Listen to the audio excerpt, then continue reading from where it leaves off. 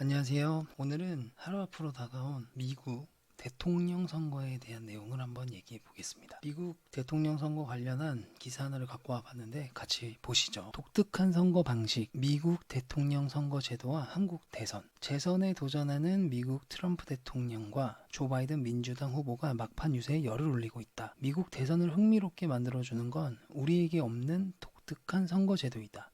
그 중에서도 눈에 띄는 것이 미국의 선거인단 제도이다. 미국 50개 주와 워싱턴 DC에서 선출된 538명의 선거인단의 투표 결과로 대통령을 뽑는 이 제도는 독특한 선거 방식으로 결과를 좌우하는 핵심 변수가 되기도 한다라는 내용인데요. 이 내용을 다시 한번 그림으로 설명드리겠습니다. 총 50개 주에서 2명씩 100명의 선거인단을 지정하고요. 인구 비율로 총 435명의 선거인단 수를 지정합니다. 거기에 추가로 미국의 수도인 워싱턴 DC에서 3명을 지정하면서 총 538명의 선거인단 수를 지정하게 되어 있습니다. 총 538명의 선거인단 수 중에 과반수 이상이 득표를 받아야 당선이 되는데 그 과반수의 숫자가 70명이 되는 겁니다. 그래서 미국 대선 관련된 뉴스나 기사를 봤을 때 270이라는 숫자가 자주 보이게 되는 것입니다. 지금 보시는 바와 같이 각 주마다 할당되어 있는 선거인단의 수인데요. 캘리포니아 같이 55명이나 되는 영향력 있는 주가 있지만 알래스카, 몬타나 이런 3명인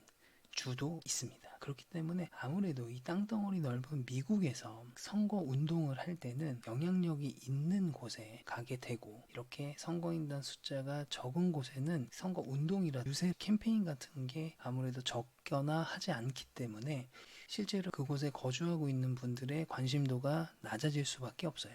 그 낮아지는 영향으로는 아무래도 투표소를 가지 않고 투표율이 낮아지는 그런 반응들이 나오게 되겠죠. 근데 어쩔 수는 없는 것 같아요. 미국이라는 큰 나라에서 제한된 시간 동안 더 많은 득표를 얻기 위해서 여러 곳을 다녀야 되는데, 한정돼 있는 시간 안에서 여러 곳을 돌아다니려면 이렇게 영향력 있는 주에 위주로 가거나 혹은 경합주라고 불리는 스윙 스테이트를 가게 되는 거죠. 예를 들어 스윙 스테이트라고 불리는 경합주가 얼마나 중요하냐면, 제가 최근 총 4번의 미국 대통령 선거 결과를 가지고 왔습니다. 기사에서 보신 것과 같이 이 선거인단 제도로 인해서 아이러니한 상황이 발생하는데, 대한민국 같은 경우에는 직선제로 투표하다 보니까 가장 많은 득표를 한 후보자가 당선이 되게 되는 제도이지만, 미국 같은 경우에는 가장 많이 당선이 된 사람의 해당하는 주가 가지고 있는 선거인단 수를 그 지지자에게 몰아주는 승자 독식 제도를 채택하고 있기 때문에 선거인단 수가 많은 주에서 많이 승리하는 것이 중요합니다. 바로 직전에 있었던 대통령 선거에서는 힐러리 클린턴이 트럼프보다 더 많은 득표수를 차지하였지만 좌석수 확보에는 실패하면서 최종 당선의 트럼프가 되었습니다. 이게 역대 대통령 선거에서 총 5번밖에 나오지 않았기 때문에 흔치 않은 경우고, 조금 더 과거로 돌아가 보면 2000년에 있었던 조지 부시와 고어의 대통령 선거 때도 선거인단 수를 보시면 부시는 271석을 차지했는데, 아까 말씀드린 것과 같이 과반수 이상인 270석에 딱 한 석이 더 있는 아슬아슬한 역대급 투표라고 보시면 됩니다. 이러한 역대급 투표가 있었기 때문에 고어는 소송까지 진행하는 아주 극단적인 상황까지 왔지만, 결국에는 최종 연설을 하면서 대통령을 인정한 유명한 연설 영상이 있는데, 시간이 괜찮으시면 한번 찾아보시는 것도 좋을 것 같습니다. 이처럼 미국 전역에 있는 국민들의 많은 득표 지지를 받았지만 선거인단 제도로 인해서 대통령이 당선이 되지 않은 경우가 이렇게 발생을 했던 겁니다.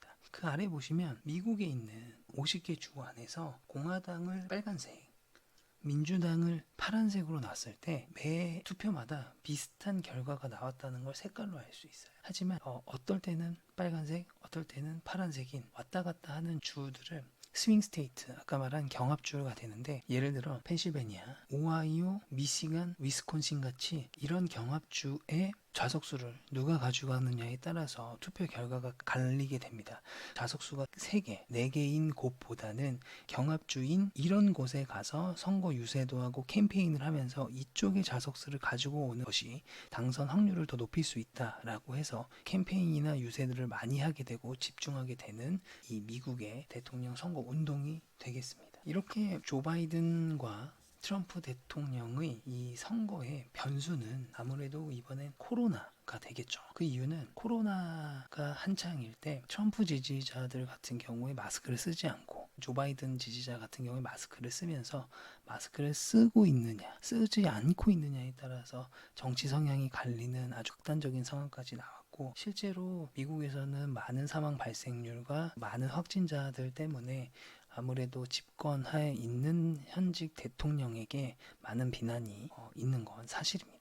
그래서 코로나 변수를 어떻게 극복하느냐도 트럼프의 과제가 되겠죠. 이렇게 엄청난 인원과 비용이 들어가는 대통령 선거에서 각각 후보자들은 한 1조 5천억 정도의 금액을 사용하게 됩니다. 엄청난 금액일 수 있는데 대부분이 이 광고료로 사용이 된다고 해요. 그 광고료라 하면 TV 광고, SNS 광고 등으로 많은 비용들이 지출이 된다고 하니까 이 코로나로 인해서 캠페인이나 유세를 많이 못했다고 그 비용이 줄진 않겠죠.